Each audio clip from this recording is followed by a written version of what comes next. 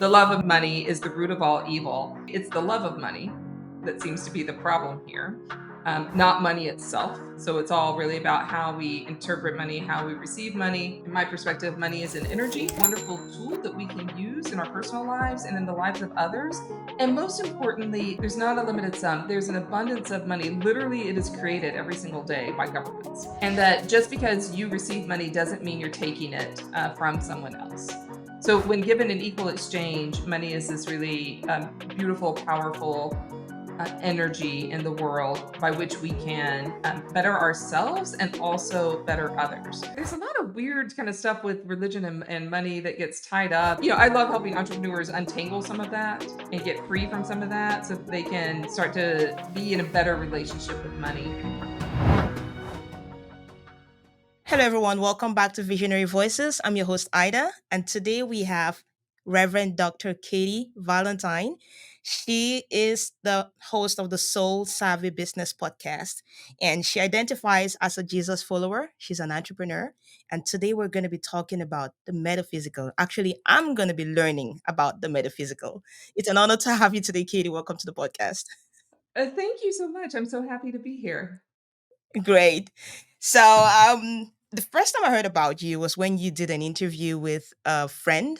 Her name's CJ. Yeah. Well, she's now become a friend, but before then she wasn't. And Visionary Voices, this podcast itself is about entrepreneurship.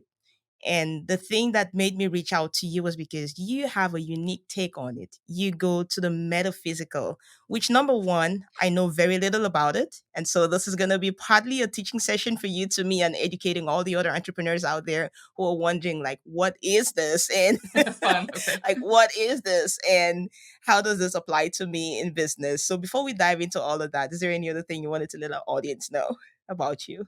Oh my gosh, yeah.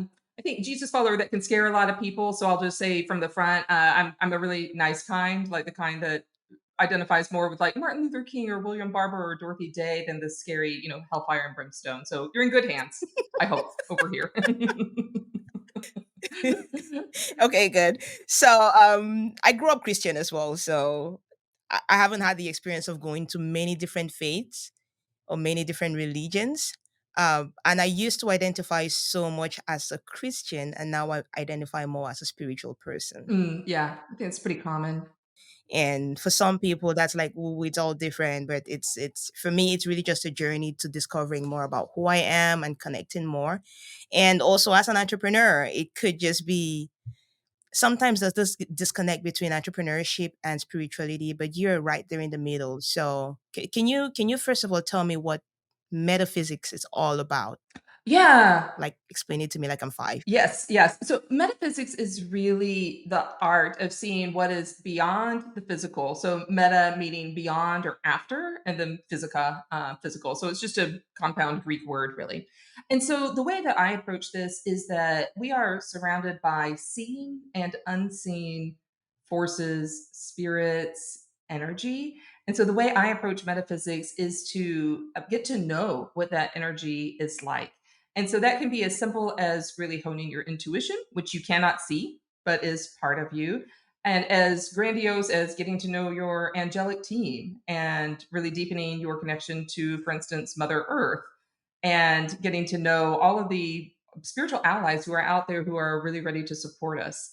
And so it can go from kind of very, I don't want, it's not small, but very simple, deepening your intuition and your connection to your own spiritual journey, and then it can get as wide as you would really like, which is getting to know spiritual allies and going on some really, really serious journeys to get to know this spiritual part of yourself and everything in between. So for somebody who's just a beginner like me, what is it that I should be looking out for?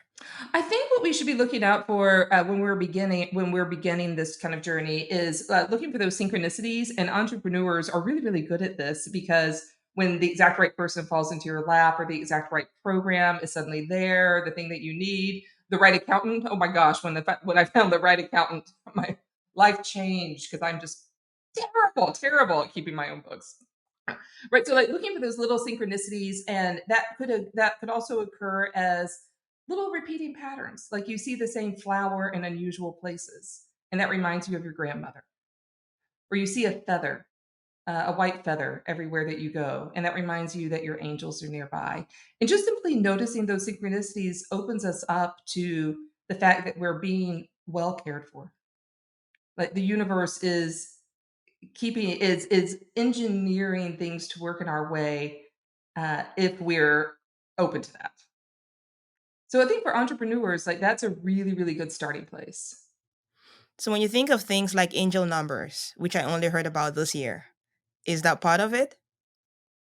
Yeah, angel numbers are part of it. And I'll say this about angel numbers. This is a modern thing. If you look for like ancient roots about angel numbers, you're not going to find anything. So this is a modern development because we are literate societies and we use numbers a lot now, Okay. whereas ancient people, the average person didn't have access to that beyond like what they could count on their fingers.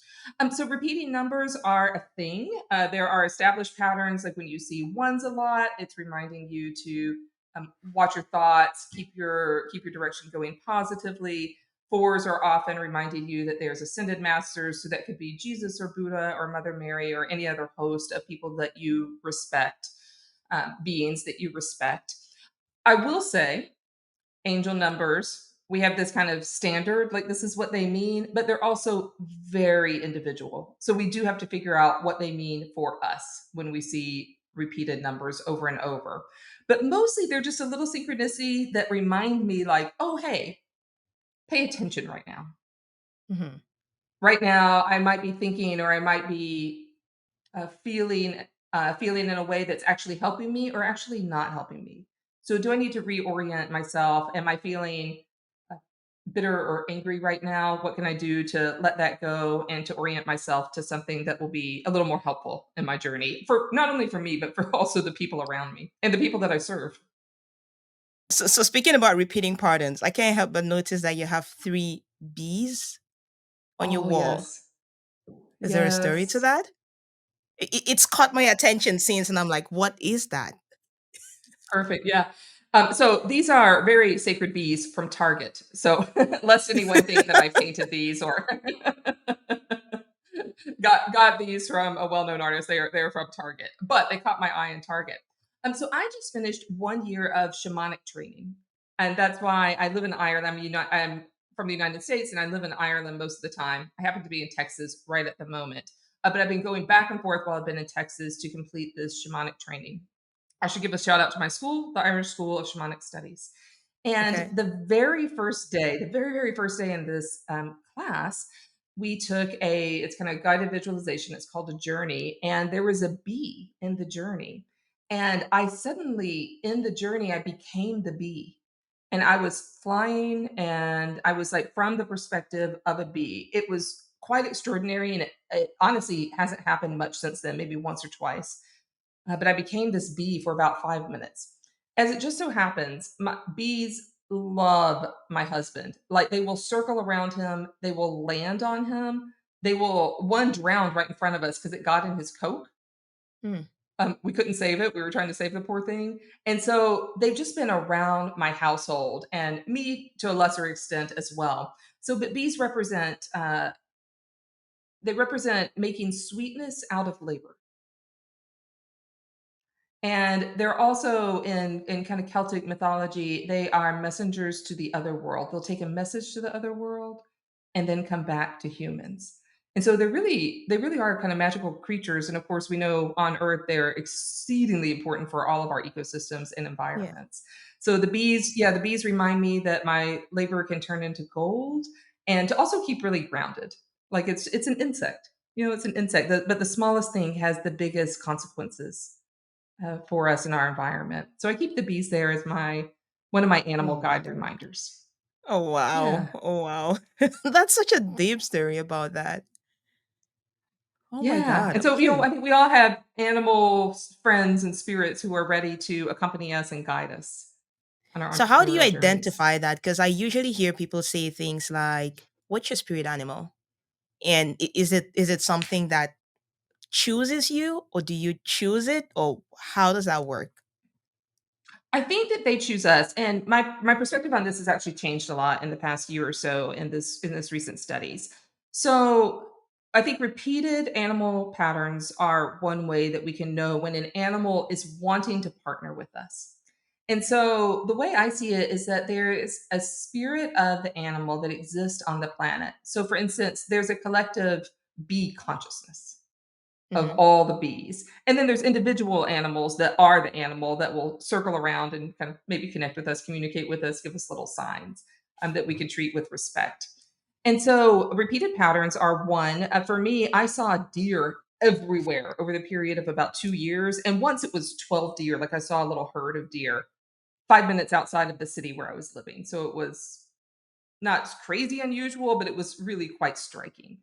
Hmm. And so deer were appearing to me over and over and over. So I think that that's one way.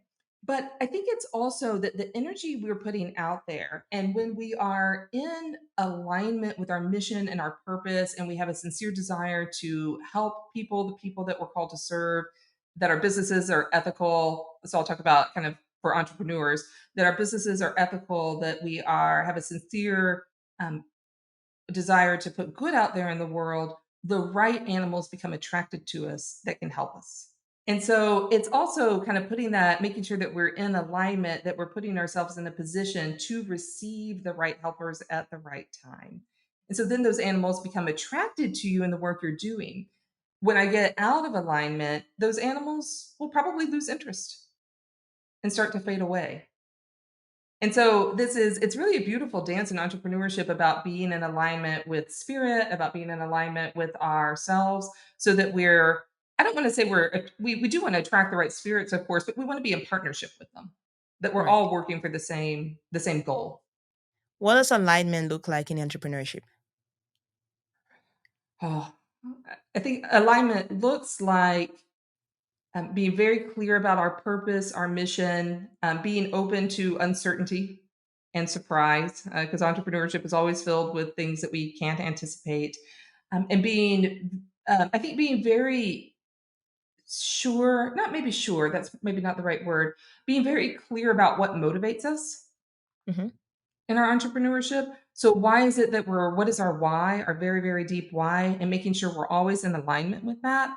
And for me, it looks like a lot of time audits. I'm actually really terrible at doing time audits, but I need to make sure that the time I'm spending on my various tasks actually reflects my values.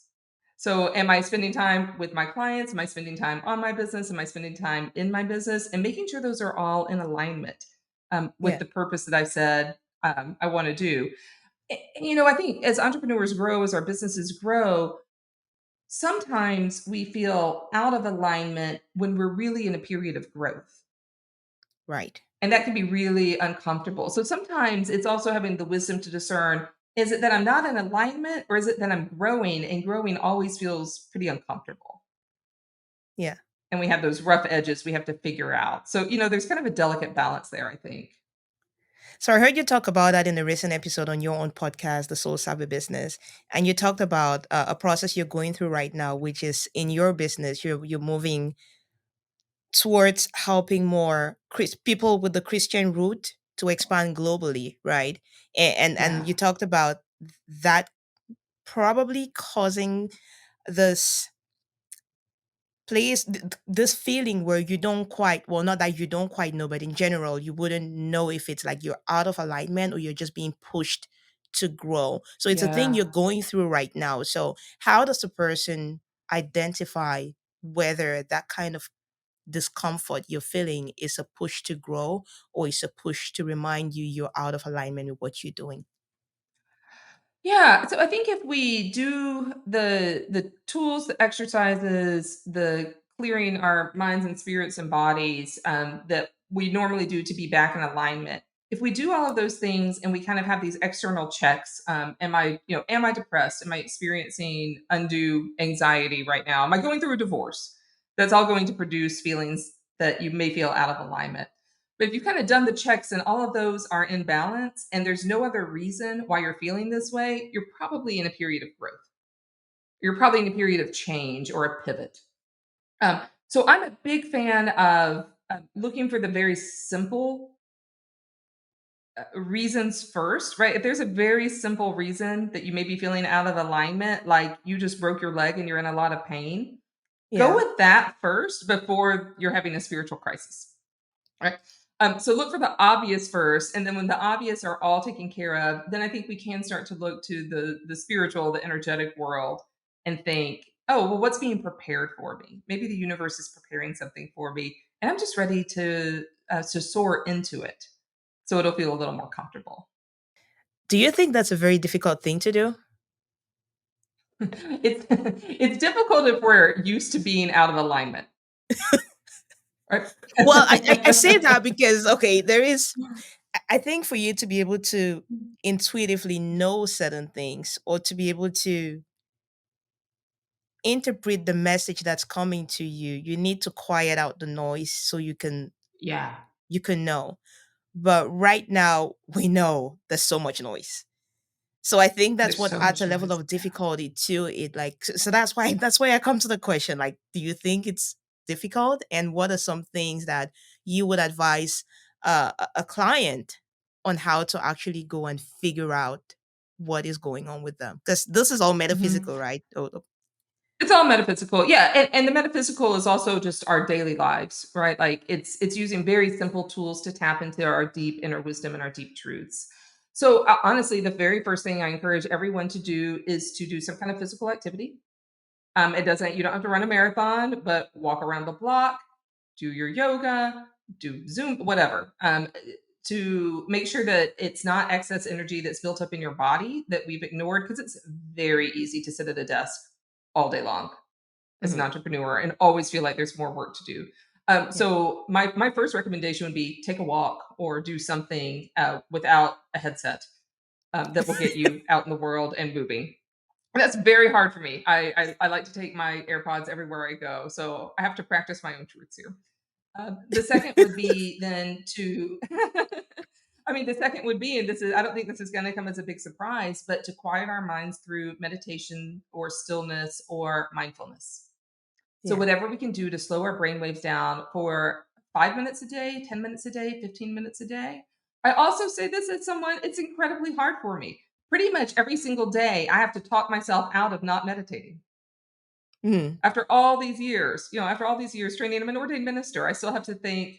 I think, oh, will it be okay if I've just made the bed and I've been quiet while I've made the bed? Like, no, I actually need to sit down and meditate.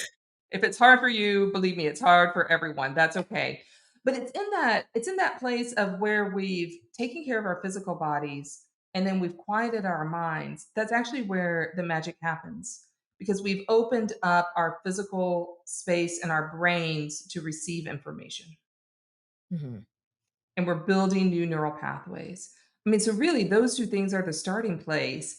And once we get a little more skilled at listening to our own selves, so we can discern between what is noise, what is ourselves, and what is spirit, then we can really begin to ally with the spiritual world because if we don't develop that skill set, it's really very simple. It sounds really hard, but it's not.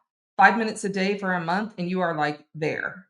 You will be able to make some discernments in your own journey, but otherwise you may have a lot of animals coming to you may have a lot of synchronicities coming to you and you may have some random things coming to you that you think are synchronicities and you won't be able to tell which is which, and it'll all feel monumentally important or it will all feel um, like a coincidence. Do you believe in coincidences?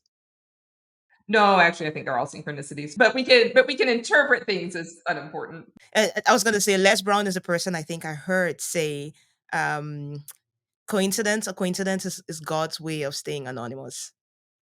Yeah. Oh, that's yes, I really like that. That strikes me as true. Well, like some people think that every single thing is a huge sign. And so I think that's kind of what I'm talking about. Like someone will see, I don't know, about a month ago, I had sadly a dead bird in my front yard. Well, I could walk out and see that as a horrible omen and the world is about to end. But in reality, there's just a lot of birds and we have a lot of water out for them because we live in a place where it was very dry this summer. And so the chances of having a dead bird in the front yard are kind of higher because I feed the birds and like nothing bad happened. So, it's also we don't want to sort of over interpret something that has a very simple and natural cause. How do you find the balance? Because it's so easy to, once you start to pay attention to the signs around you, then you start to see so many other signs and you want to give a meaning to every single one of them. Like, for example, when I learned about angel numbers, I started seeing a lot of them. And every time I see an angel number, I'm like, okay, like, oh, what does this mean again? Oh, so what is it saying to me? But maybe it means nothing, but I start to see them everywhere. And I'm driving and I see an 888 and I've never seen that before. And I'm driving, I see 111 and I've never seen that before. But you start to see them everywhere. Yeah, I would say it's not that they mean nothing, right? Like they're giving you some kind of signal, but they're all small data points. So we don't want to misinterpret a small data point for a huge glaring sign, right? The data points, we want to add up all the data points together, like we do in our businesses, Hmm. to see what is the message kind of at the end of the day or at the end of the week. Um, Again, to sit back and evaluate what is all this collectively, how does this collectively come together in significant ways for us? And that could be as simple as, oh, I need to slow down a little bit. And it could be as monumental as, oh my gosh, it's time for a big life pivot. Okay. But I think if we see every single little thing as a data point and we're collecting them and we're creating kind of an aggregate. So all of you who are very engineer minding out there, this will make sense to you.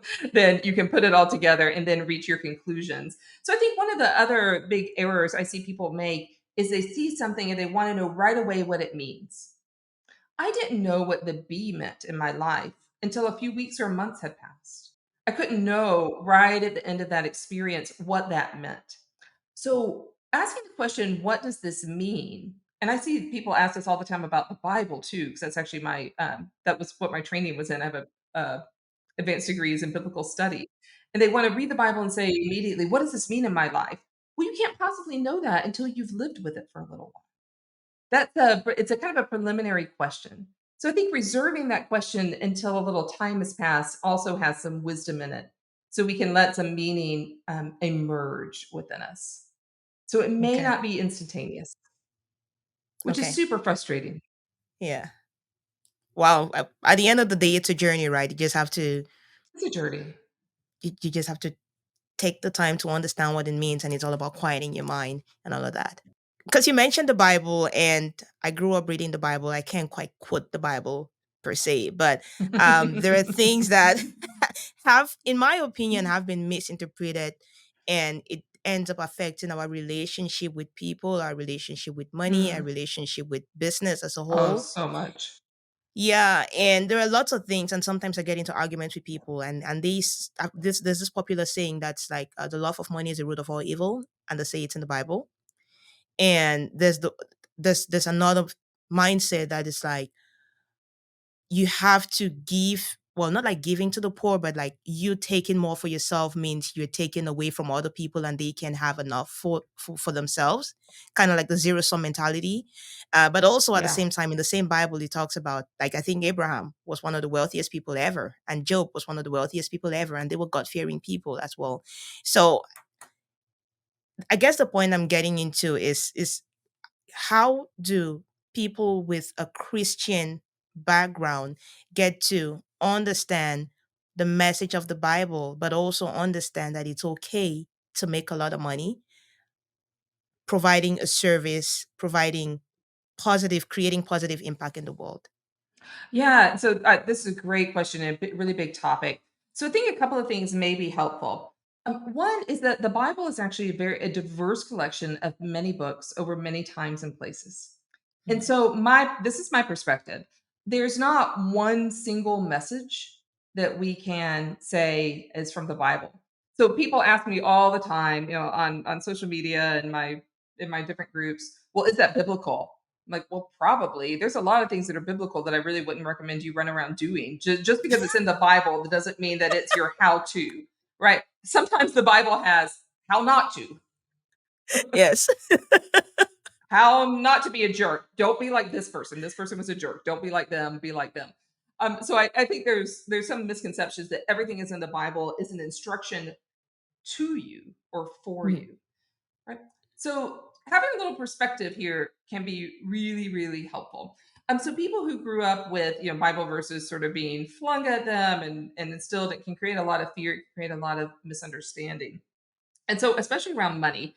So that verse from First Timothy, the I think it's First Timothy 6, yeah, the love of money is the root of all evil.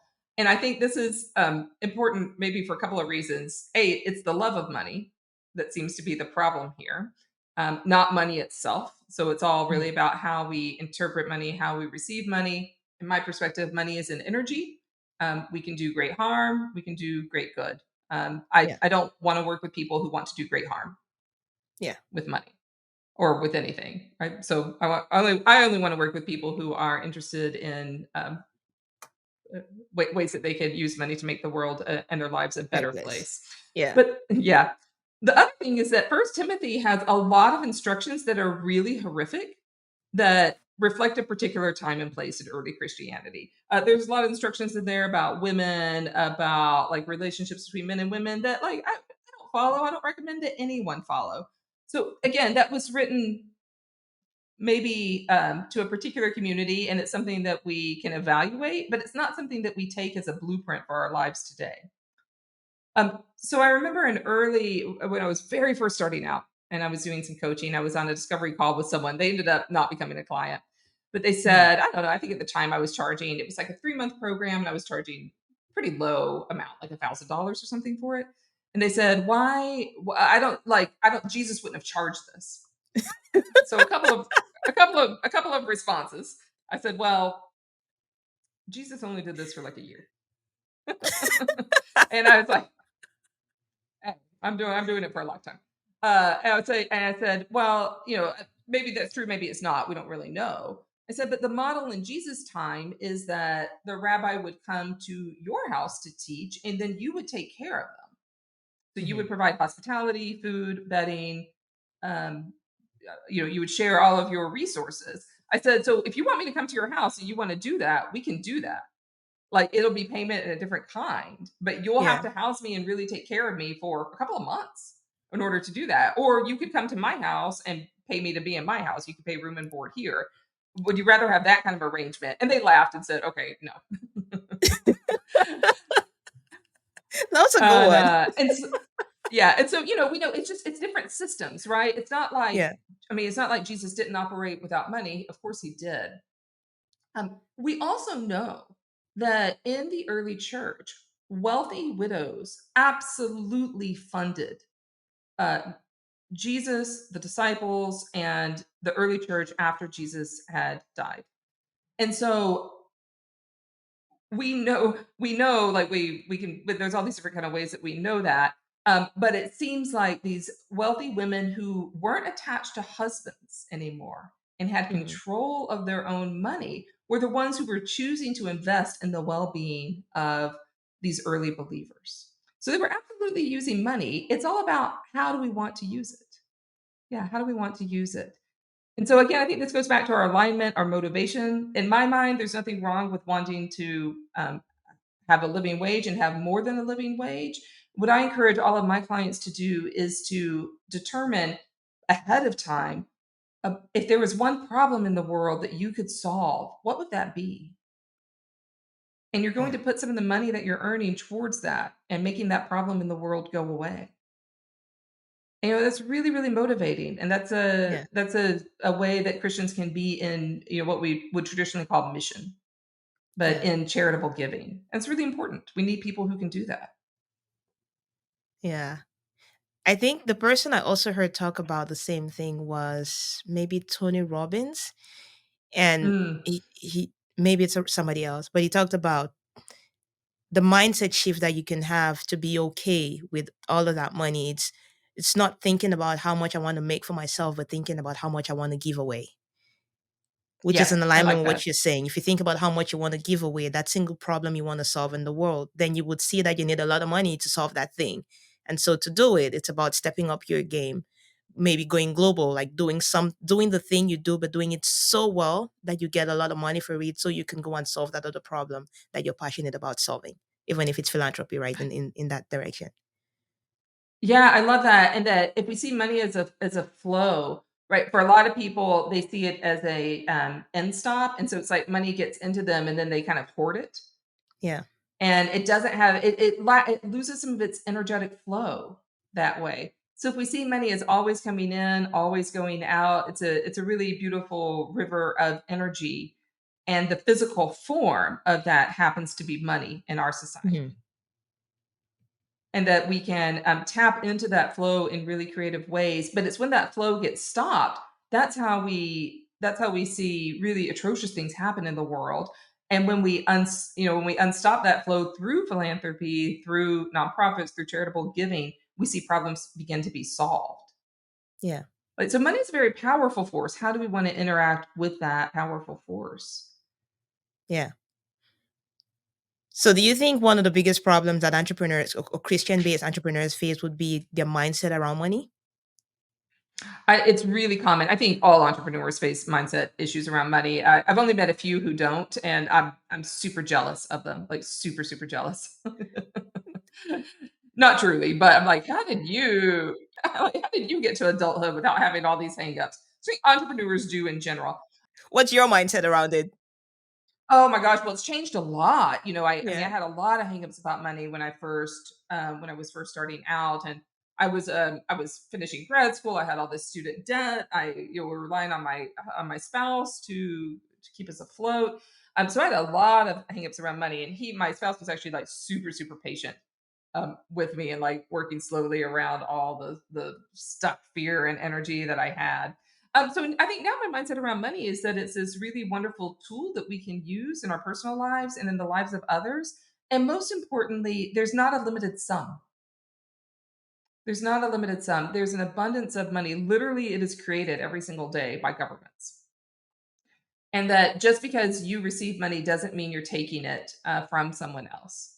So, when given an equal exchange, money is this really beautiful, powerful energy in the world by which we can better ourselves and also better others. So, I meet a lot of people who unintentionally want to keep people in poverty impoverished because they'll say things like money is evil. I'm like, well, money can help those people in poverty not be in poverty. Is that not what's the other solution to that? Like money is the way, wealth is the way to make our society more equitable. So like let's do that together. So that's my mindset right now. It also happens that a lot of people who are in that impoverished society also happen to be very um, religious. And so they have taken Yeah. that aspect of the religion which says it's bad to then be okay with being in that state. Being in that state and keeping other people in that state too. And yeah, and so there's a lot of weird kind of stuff with religion and money that gets tied up. And so I love helping entrepreneurs untangle some of that and get free from Mhm. some of that so that they can start to be in a better relationship with money. Because then we can serve more people, we can get our services out there. And that's really what this is all about. Yeah, exactly.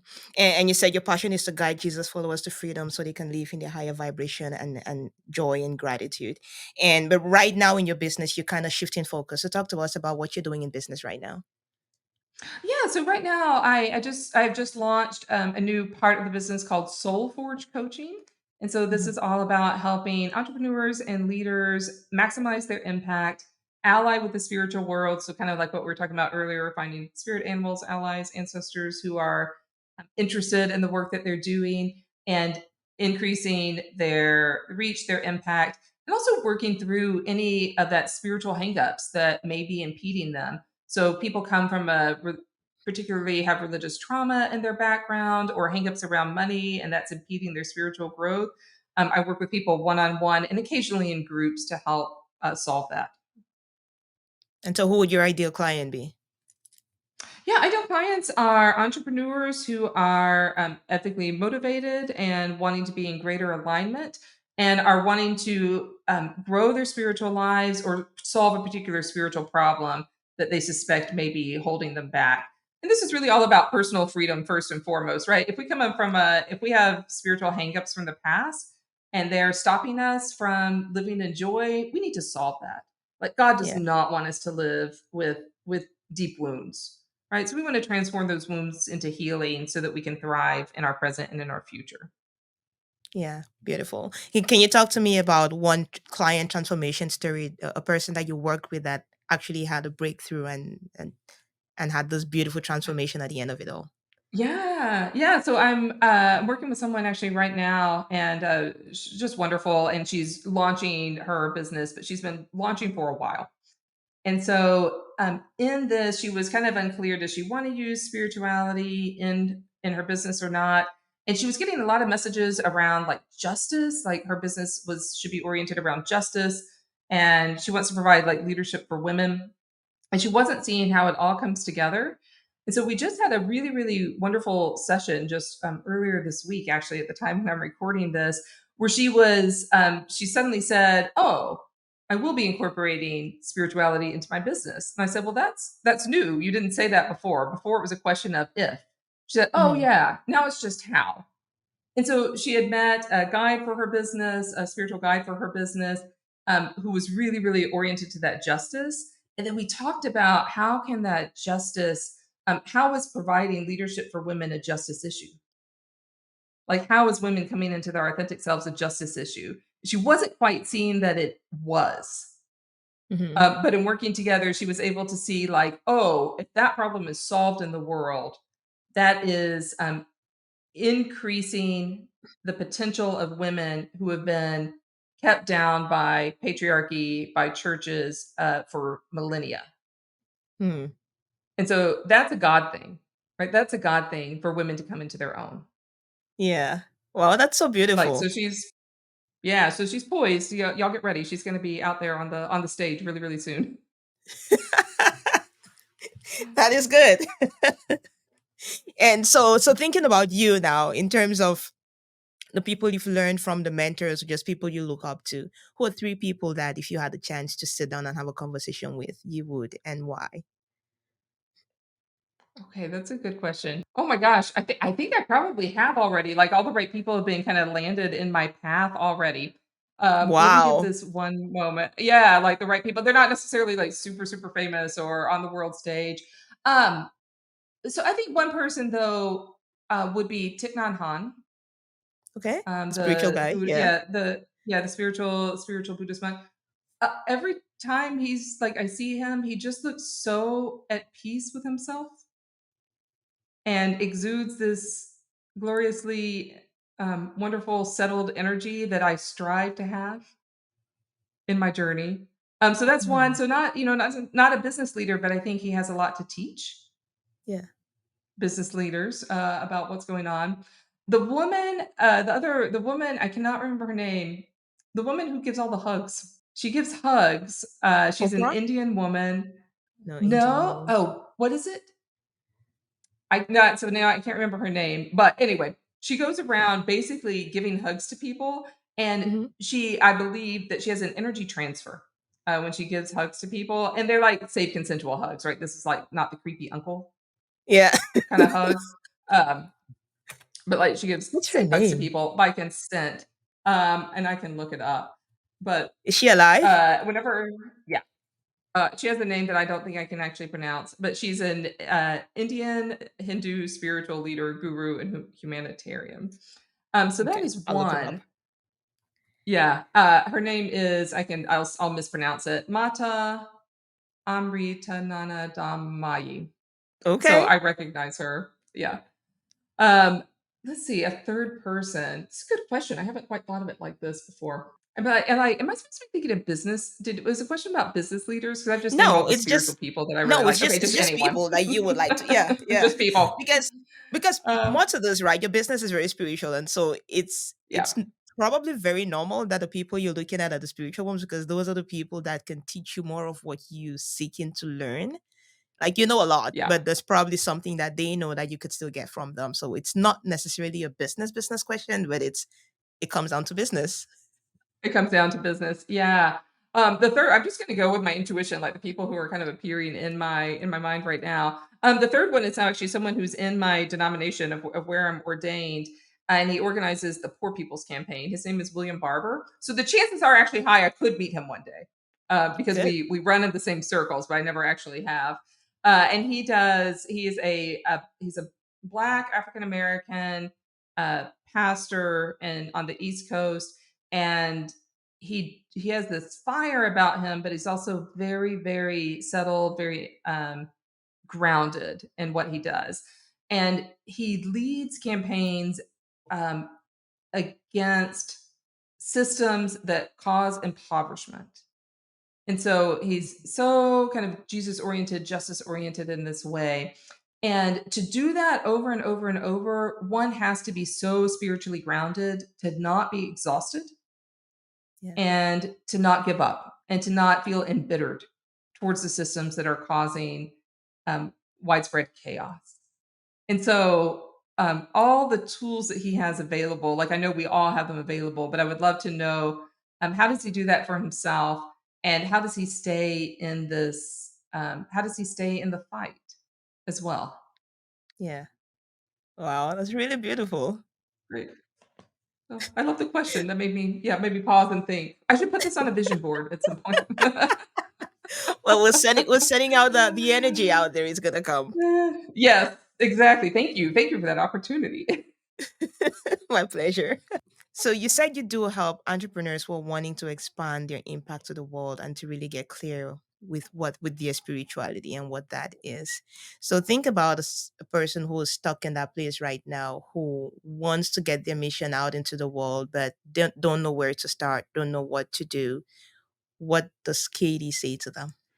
Yeah, so I'd say, first of all, go take a walk, meditate a little bit. But then, what if I was working with them one on one? We would probably do a deep dive about the energy blocks that they're experiencing right then. And a really powerful way that I help people do that is by examining their chakras and doing a deep dive on their chakras and seeing which ones are feeling blocked, stuck, because they all represent a different kind of energy, usually from our past, that gets locked up inside of us. And so, working to free up that energy and get really curious about it, really curious about what is it saying to us, why is it there? Because usually, if we're experiencing energy blocks, I would say 90% of the time, they are there to protect us. They are fearful about something that we're wanting to do in our lives. So, for instance, if we're scared of receiving money, and a lot of people are, we're scared of success, then we can ask that energy block, what is it? What is it that's scary about that? And for a lot of people, they may have an energy within them that says, I'm scared if you get money, you're going to be corrupted. Or I'm scared if you get money, you're going to use it unethically. Or I'm scared if you get money, you're not going to be the kind person that you know how to be. And so we start to work through those energy blocks to see what's on the other side. And maybe that energy block has old information from when you were like 11. And it just really needs to be updated to where you are now so that it can work with you instead of against you. So those are some of the starting places that are pretty foundational, but really, really powerful. I think the work you do is really, really important. It's really necessary because, especially at this time when there's so much noise out there, people are really disconnected from who they truly are. And that inner work Yeah. is necessary for people to come back home to themselves and figure out what it is that is the treasure that's buried deep within them that only they can bring out. Yeah, I love that. That treasure buried deep within. Yeah, we all have our own inner wisdom and we have to free it and listen to it. Yeah. Yeah. Beautiful. Is there anything I haven't asked you that you wanted to let our audience know today? No, I don't think so. Maybe just we're all spiritual beings. We're here inhabiting this planet together. So let's do it. Let's get free. Let's free others. That's what it's all about. So I know the kind of entrepreneurs who are listening to this are excited about their mission and purpose. So get out there, do it. Let yourself be supported, and so we can support one another. Yeah, the entrepreneurs who are listening to this are visionaries. They're people who have a great mission, who have a great vision for the impact they're trying to create in the world. And every single message that we share on this podcast is going to help unlock something for someone. And hopefully, someone listening to this has found value in it and would love to reach out to you. So, if they wanted to contact you, Katie, what's the best place to reach you? The best place is soulforgecoaching.org. So that's SOULFORGE coaching.org. And from there, you'll find freebies and ways to contact and opportunities. I generally will have a free strategy call so we can always hop on a call and see what's going on with you. Beautiful. And all the links are going to be in the description below. If you wanted to reach out to Katy, you can definitely go on soulforgecoaching.com. And the links will be in the description if you're watching this on YouTube. If it's on the podcast, check the show notes. And thank you so much, guys, for listening today. I'm going to see you in the next episode. For more insightful conversations with entrepreneurs, check out this video right here. I think you'll love it. Continue to enjoy, and I'll see you there.